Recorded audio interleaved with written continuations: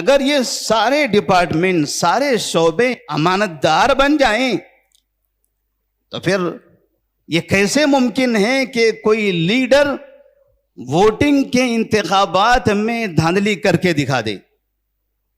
ہم یہ سمجھتے ہیں کہ ہمارے درمیان ابھی انتخابات ہونے والے ہیں اور ان انتخابات میں لوگ ہو سکتا ہے یہ لیڈران دھاندلی کریں گے، لیکن ایک لیڈر دھاندلی کیسے کر سکتا ہے جبکہ پولیس ڈپارٹمنٹ کا ایک انسان وہاں کھڑا ہوا ہے؟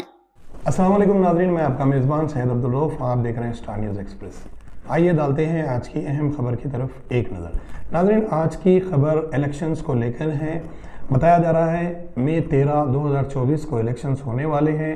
اس کے بارے میں آپ لوگ کیا کہیں گے، کیا سوچیں گے، کیا آپ کی رائے ہے، کون سی پارٹی جیتنے والی ہے، اس کے بارے میں آپ لوگ آپ کی رائے ضرور ہمیں کامنٹ باکس میں دیجیے۔ تو ناظرین، آگے چلتے ہوئے ہم آپ کو ایک بات بتا دیں کہ مسلمانوں میں بہت ساری جماعتیں ہیں اور بہت ساری جماعتوں کا یہ ماننا ہے، بعض جماعتیں ووٹنگ کو لے کر غلط مانتے ہیں اور بعض جماعتیں ووٹنگ کو لے کر صحیح مانتے ہیں۔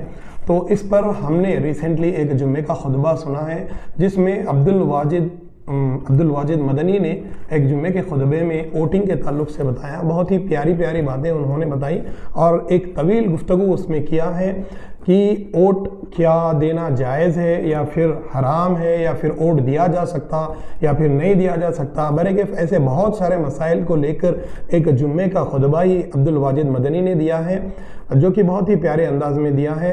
آئیے ہم آپ کو وہ ویڈیو بتاتے ہیں اور تمام تفصیلات اس میں بتاتے ہیں۔ اس ویڈیو کے مطابق آپ کی کیا رائے ہے، کیا عبد الواجد مدنی کا یہ کہنا صحیح ہے یا غلط ہے، اور اس کے بارے میں آپ کیا سوچتے ہیں ضرور ہمیں کامنٹ باکس میں بتائیے۔ آئیے دیکھتے ہیں یہ رپورٹ۔ قوم کے بارے میں، قوم کے مستقبل کے بارے میں کم ہی ایسا سوچا گیا۔ نتیجہ یہ دیکھتے ہیں کہ آج ابھی جہاں جہاں پر کچھ لوگ، کچھ لیڈران ملک کے الگ الگ خطے میں جا کر تقریریں کر رہے ہیں تو مسلمانوں کے خلاف انتہائی زہریلی زبان استعمال کر رہے ہیں، اور ایسا پہلے نہیں ہوا کرتا تھا۔ جو جتنا بڑا عہدیدار ہوتا تھا اتنا ہی زیادہ سنجیدہ نظر آتا تھا۔ خاص طور پر ملک کا جو وزیر اعظم ہوتا تھا کم سے کم اتنا تو تھا، یہ 75 سال کے دور میں ہم نے دیکھا ہے وہ کبھی یک طرفہ ہو کر کسی قوم کو ٹارگٹ بنا کر انتہائی نفرت والی زبان کا استعمال نہیں کرتا تھا۔ اب یہ ہو رہا ہے، اب اس کی وجہ کیا ہے، یہ نتیجے تک ہم کیوں پہنچے ہوئے ہیں؟ تو ہم یہ کہہ سکتے ہیں وَمَا أَصَابَكُم مِّن مُّصِيبَةٍ فَبِمَا كَسَبَتْ أَيْدِيكُمْ، یہ ہمارے اعمال کی وجہ سے ہے، یہ ہمارے اعمال کی وجہ سے ہے کہ مسلمان یہ سمجھتا تھا ایک زمانے تک ووٹ سے کیا ہونے والا ہے۔ ووٹ آج بھی ہمارے درمیان کچھ ایسے کند ذہن اور غبی قسم کے مسلمان ہیں جو یہ سمجھتے ہیں کہ ووٹ دینا ہی نہیں ہے، ووٹ تو دینا ہی نہیں ہے، ووٹ دینا اسلام میں حرام ہے۔ وہ مسلمانوں کو ووٹ سے منع کرتے ہیں، وہ سمجھتے ہیں ووٹ آپ نے دے دیا تو آپ کافر ہو جاؤ گے، آپ اللہ کے علاوہ کسی اور کو اپنا حاکم مان رہے ہو۔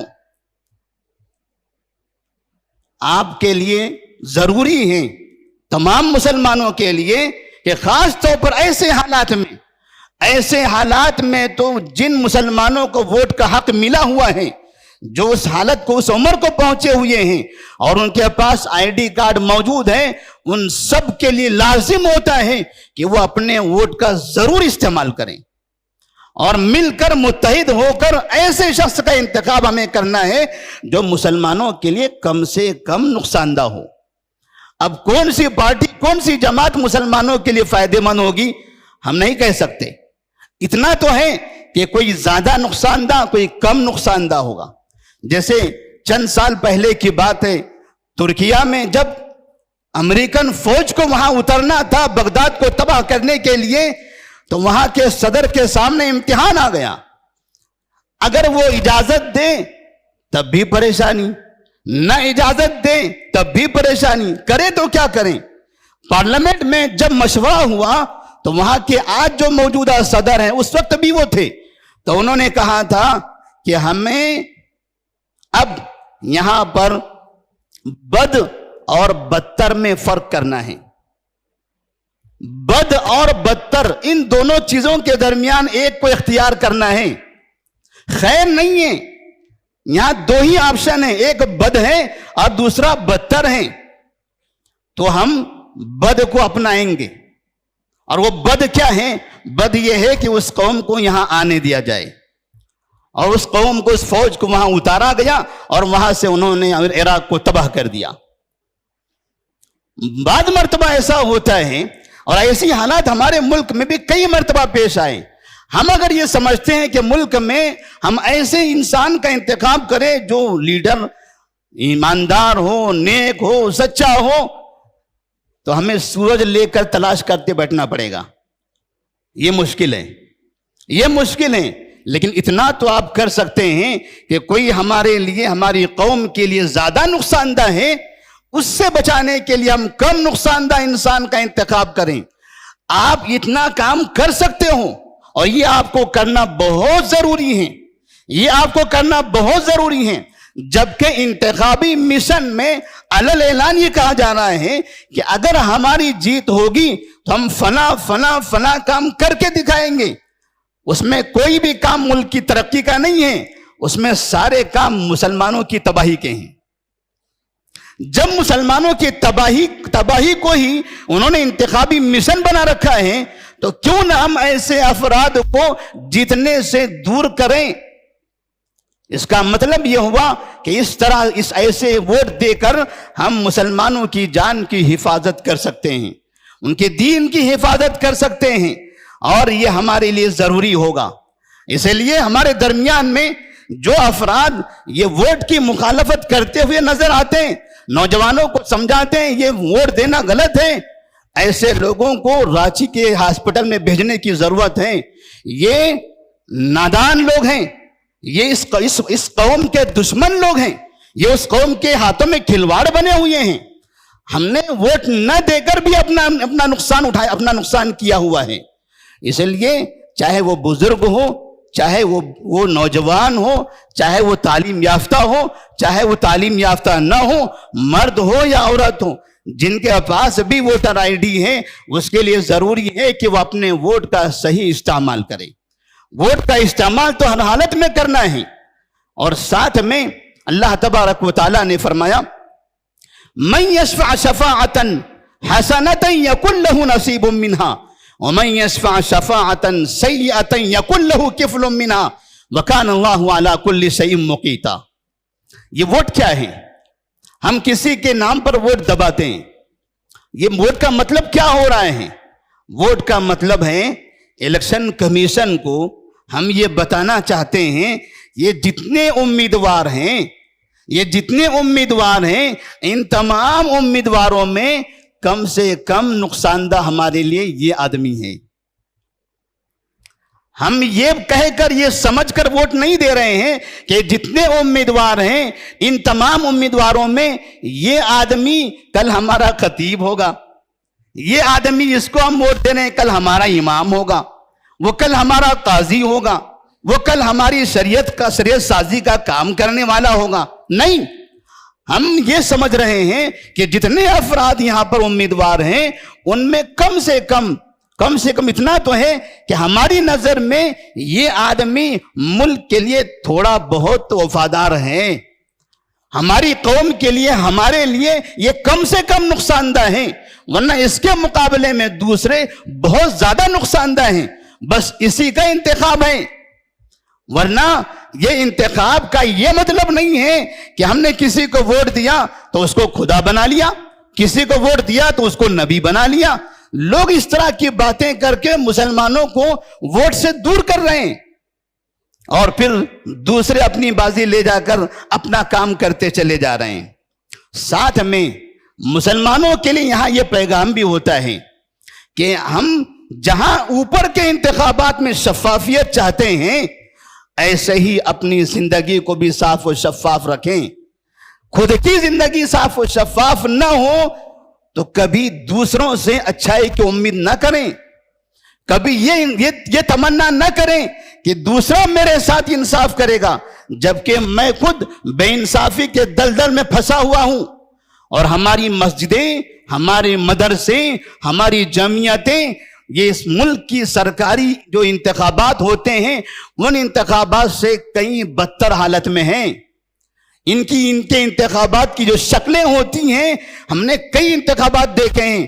بعض مرتبہ مساجد میں مسلمانوں کا انتخاب کرنے کے لیے، امیر کا انتخاب کرنے کے لیے، صدر کا انتخاب کرنے کے لیے پولیس کو ڈنڈے دے کر کھڑا کرنا پڑتا ہے، اور پولیس باقاعدہ ڈنڈے لے کر کھڑی رہتی ہے۔ ادھر سے کسی نے آواز کیا اس کے پیچھے ڈنڈے مارو، ادھر سے کسی نے آواز لگایا اس کے پیچھے ڈنڈے مارو۔ کون ہے یہ سب؟ یہ سب مصلیان کرام ہیں، یہ رمضان کے روزے دار لوگ ہیں۔ یہ اپنے درمیان میں سے ایک نیک انسان کا منتخب کر رہے ہیں۔ کس کے لیے؟ اللہ کے گھر کی صدارت کے لیے۔ غور کیجیے آپ، اللہ کے گھر کی صدارت کے لیے ایک مسلمان کا انتخاب ہو رہا ہے، اور مسلمان وہاں ہاتھا پائی کر رہے ہیں، وہاں پر ایک دوسرے کو گالیاں دے رہے ہیں۔ ان مسلمانوں کو انتخابات میں انصاف کروانے کے لیے، شفافیت سکھانے کے لیے اس قوم کا استعمال ہو رہا ہے جس قوم کو یہ صبح شام گالیاں دیتے ہیں۔ پولیس کا استعمال کیا جاتا ہے، جس کا نام آتے ہی لوگ گالیاں دیتے ہیں۔ بےمانی رشوت، نام سنتے ہی رشوت اور بےمانی یاد آتی ہے۔ ان لوگوں کو سامنے کھڑایا جاتا ہے کہ مسجد میں بڑے پیارے مسلمان بھائی جمع ہیں، اللہ کے گھر کی صدارت کا انتخاب ہو رہا ہے، آئیے آپ ڈنڈے لے کر، آئیے اپنی فورس کو بھیجئے، ان سب پر کنٹرول کیجئے۔ یہ منظر آپ غور کریں تو آپ کو اندازہ ہوگا کہ جب گلی گلی میں اس طرح کا ماحول ہے تو پھر دلی کا ماحول کیسے ہوگا۔ اللہ سے دعا کریں، اللہ سے دعا کریں، اللہ تبارک و تعالی ہمیں اپنی زندگی کو اچھا بنانے کی توفیق عطا فرمائے۔ میں جہاں ہوں فَمَن يَعْمَلْ مِثْقَالَ ذَرَّةٍ خَيْرًا يَرَهُ وَمَن يَعْمَلْ مِثْقَالَ ذَرَّةٍ شَرًّا يَرَهُ۔ اچھا کرو گے آپ کی زندگی میں اچھائیاں دکھائی دے گی، آخرت میں بھی اچھا بدلہ ملے گا، اور خود برا کرو گے تو زندگی میں قدم قدم پہ آپ کو برائیاں نظر آئے گی۔ اس لیے اپنی زندگی کو اچھا بنائیں۔ ہم دوسروں کو، دلی میں بیٹھنے والوں کو، اسٹیٹ میں بیٹھنے والوں کو، انہیں نصیحت کریں، اس کی ضرورت نہیں ہے۔ آپ آئینے کے سامنے کھڑے رہ کر اپنے آپ کو نصیحت کرتے چلے جائیں۔ آپ اچھے بن گئے، ہندوستان کا وزیر اعظم بھی اچھا ہو جائے گا۔ آپ اچھے بن گئے، تلنگانہ کا وزیر اعلیٰ بھی اچھا ہو جائے گا۔ آپ کو اچھا ہونا ضروری ہے، آپ کو ایماندار ہونا ضروری ہے۔ اللہ سے دعا کریں کہ اللہ تبارک و تعالی ہمیں اپنے اعمال اچھا بنانے کی توفیق عطا فرمائے، اور ایمانداری کا مظاہرہ کرنے کی توفیق دے۔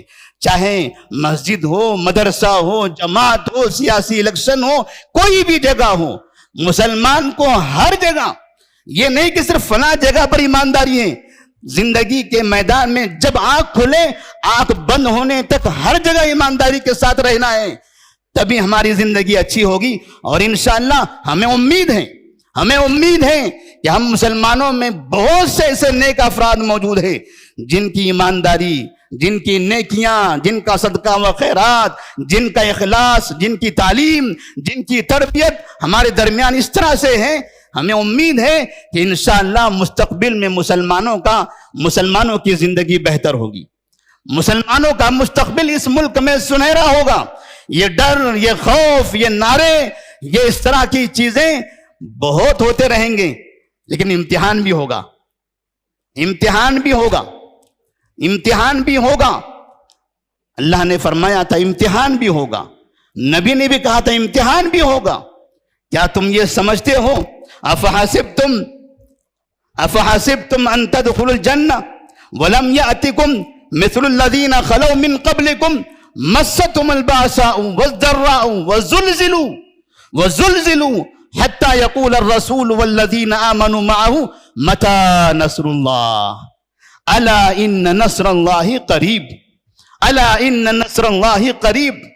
ایسا زمانہ بھی آئے گا، ایسی حالتیں بھی آئے گی، مصیبت، پریشانیاں، تکلیفیں، یہاں تک کہ وزلزلوا، انسان کی زندگی میں زلزلے آ جائیں گے، دماغ کام نہیں کرے گا، جسم کا وہ آپے سے باہر ہو جائے گا، اس کی دولت، اس کی معیشت، اس کا گھر، اس کی دکانیں، سب کچھ ختم ہو جائیں گے، اور وہ تمنا کرے گا اے اللہ متی نصر اللہ، متی نصر اللہ۔ یہاں تک کہ اللہ فرماتے ہیں الا ان نصر اللہ قریب، الا ان نصر اللہ قریب، اللہ کی مدد ضرور آئے گی، انشاءاللہ اللہ ہماری ضرور مدد کرے گا۔